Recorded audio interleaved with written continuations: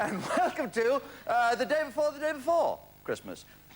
Merry Christmas to all our readers and those who sail in you. I'm exhausted already. This Christmas I volunteered to deliver food parcels to the local old-age pensioners. Yes, I did. And it's costing me a bomb because they're all in Torremolinos. How about this set, eh? Oof, isn't that good? Proof the BBC is not an elitist organisation. We bought all our Christmas decorations from Woolworths in last year's January sales. My wife's cooking is getting better, you know. This year she even set fire to the Christmas pudding. Well, she didn't actually. It spread from the turkey. This week before Christmas, I usually have a quiet evening to myself because my wife goes to her office party. Actually, that's worrying me lately because someone told me that office parties are just an excuse for unbridled displays of lust. It's not that I distrust her, but she doesn't work in an office. Bafflement. On top of that, my brother-in-law, the leech, was arrested for trying to sell holly on the streets. For one thing, he hasn't got a license. And for another thing, Holly is the name of his wife. So life is strange, but I try and I carry it off with the spirit of Christmas. Ah, the spirit of Christmas. Isn't it wonderful? The Archbishop of Canterbury asked Mrs. Thatcher if she had a message for anyone who's a disadvantaged member of society, you know, anyone poor and helpless and without a future. And she said yes. Tell Paddy Ashdown he's a prat. The royal family are joining in, they're having their own pantomime. What? Yes, they are. They're having a panto. It's a version of Snow White in which Prince Edward and Fergie will play two of the dwarves, Dopey and Dumpy. Yes, one thing's for sure, they'll never get Princess Michael of Kent to play Bashful. But Fergie, I must say, I think she's a bit childish at times. Fergie, childish, because she's written a letter to Santa telling him what she wants for Christmas. So if you see Santa flying overhead with 2 sleighs, you'll know she got away with it. Meet my full house guest. Ben. How you doing? Great to see you. Good to see you. We are all of us moving from the morning till the night time. Oh, yes, with yes. A great evening entertainment. We're the chip following. shops will have to close early. Yeah, they will. What time will you be going on the air, do you know? 10 till midnight. Ah, terrific. Every night. The Bruce. Eh? Following the Bruce. Descended from the Scots kings. Well, no, not quite.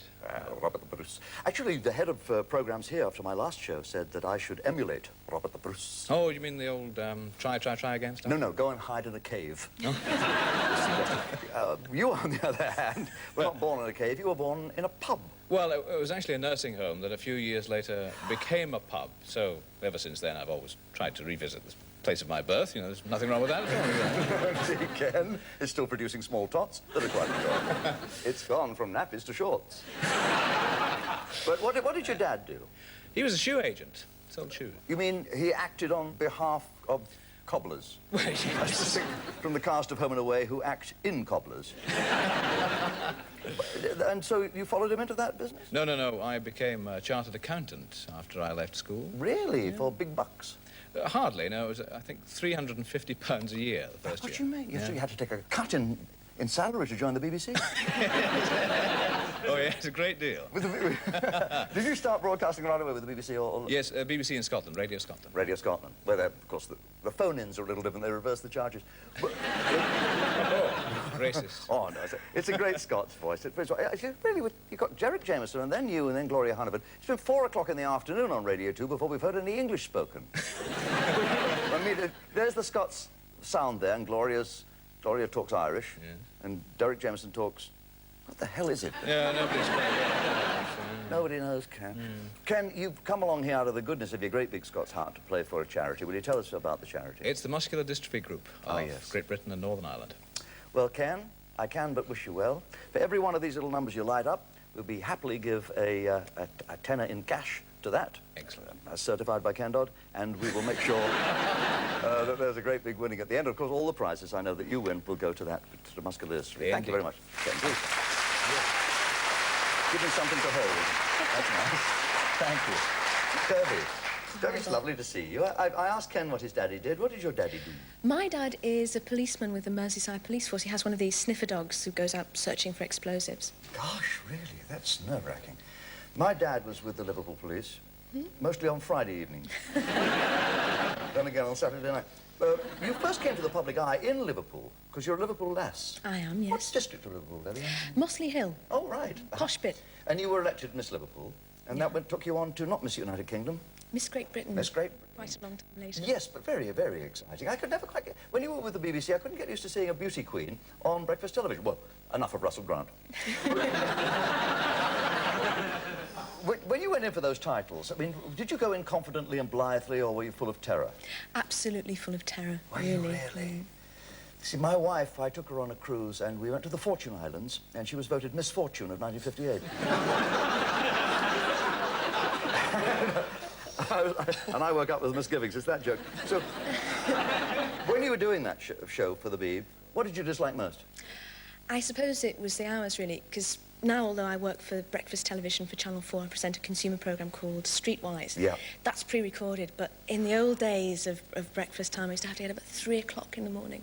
I've done that. 3 a.m. up, but you've got to go home, otherwise the wife gets upset. No, it's terrific. The Channel 4 show is highly regarded. It's had some lovely mention in the press. And also, it's proving that you have got what you've always demonstrated quite amply to everyone's delight, except apparently to the press, the fact you can combine brains and beauty. I think you're the best example of that. Well, of course. Brains and beauty and a beautiful smell. You had a darn good education, didn't you, Debbie? You speak languages? Yeah, I speak French and German. I speak fluent French. Yeah? Yep. Wie geht's, meine Damen und Herren? Dankeschön. Bitte, vielen Dank. I hate to say this, Bob, but I think that's probably German. That's terrific. I speak fluent German as well. Well, that's made my day. Now, whose day are you going to make? Which charity? The Multiple Sclerosis Society. I'd like to give anything I win to them. Muscular dystrophy is being taken care of, and multiple sclerosis. Two very worthy choices. Thank you very much, Debbie.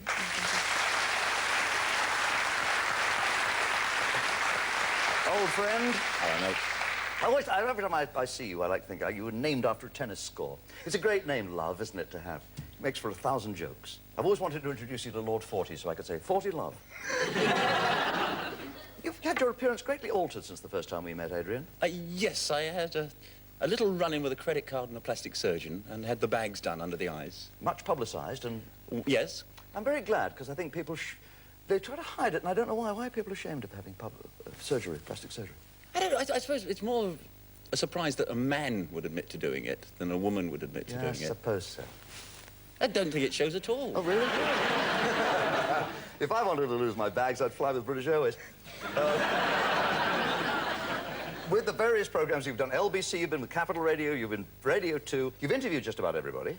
Pretty well, yes. Yeah, it's a pretty good mixture. I think it's fair to say I've covered everybody from Bob Hope to Tony Benn. Oh, you specialise in comedians, don't you? So when you were... I mean, I've heard you from Monday to Friday, of course, on Radio 2. What do you do at weekends? That's a weekend for sagging at home, sit at home, read the papers. At the weekend, I never read a newspaper. I get the Sunday Sport. Now, you love to cook. I try to cook. I'm not too good at most things, but I claim to make the best omelettes on radio. Simon Bates, you've heard him. Oh, yes, I know. He prefers French omelettes. Oh, yes, he's full of crepe. How many years were you with Capital? 5 years, but that was doing the phone-in show. With Anna Rayburn? Anna Rayburn and the Capital Doctor. Yeah, we solved a lot of emotional and sexual problems for people. I think it was the first of those kind of programmes, actually, that other stations picked up on the idea. I was at a very low ebb at one time, and I went on the radio and discussed my personal emotional and sexual problems. Last time they'll ever let me present Listen with Mother. Oh, we had 5-year-olds being abusive down the phone. But I wonder whether you could help me with a little sexual problem of mine. Well, I can try. Excuse me. Top of the night. Wait. I really think you ought to ask Debbie herself, myself. I'll catch you later, Debs. You are here this evening to play for your chosen charity. This is true. Tell me about it. It's the SOS, the Stars Organisation for Spastics. Thank you very much, Adrian. That's terrific.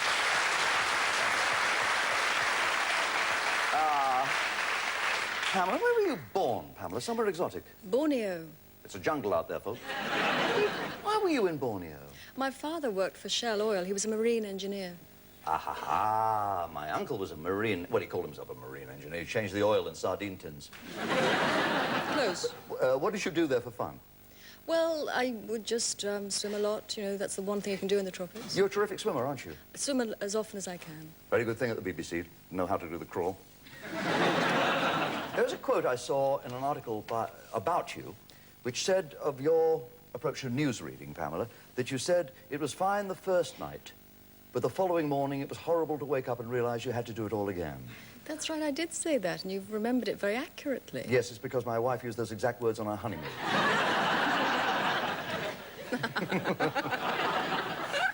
When you're not working, and I know how hard you do work, how do you relax? Well, I swim a lot, and then if I go on holiday, I take a lot of books with me. And Oh, you like reading? Absolutely. Well, I don't read. I lie in the sun and I open them and I lay them across my face to protect my skin, you know. Oh, right. May I suggest you don't take any Jeffrey Archer novels because they're stinkers?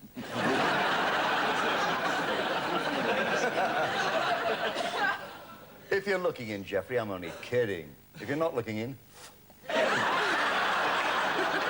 You have a lovely chuckle. You know, you're lovely when you're with doing comedy and you laugh when you have comedians on your show. You've worked with quite a few. Yeah, I've been very lucky. I've been asked onto some people's shows. I've worked with Les Dawson, Saw you with Les Dawson. Blank, and Paul Daniels. And with Diddy Paul Daniels. Yes. They're both masters of mystery. Paul Daniels, when he does a trick, it's a wonder. And how Les Dawson gets away with those jokes is a bloody miracle. Would you tell us your chosen charity, Pamela? Yes, it's the Family Holiday Association, and it's a charity which gives money to families which are on low incomes and helps people who would never go away and have a holiday and have a break. What a very varied selection of charities we have. Thank you very